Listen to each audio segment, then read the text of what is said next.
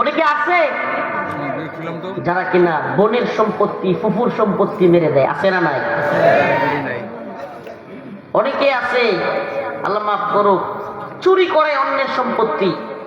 অনেকে আছে পাশের বাড়ির একজনের সাথে অল্প জমি নিয়া, জায়গা নিয়া মারামারি কইরা অল্প সম্পত্তির জন্য, টাকার জন্য, স্বর্ণ গহনার জন্য, কিংবা কোনো নারীর জন্য, এই অল্প ক্ষুদ্র থেকে ক্ষুদ্র জিনিসের জন্য খুন পর্যন্ত করে, খুন পর্যন্ত করে, আছে না নাই?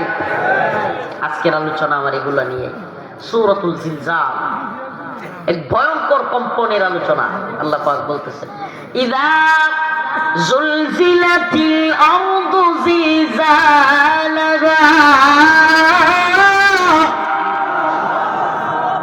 ইযা জুলজিলাতিল আরদু জিলজালাহা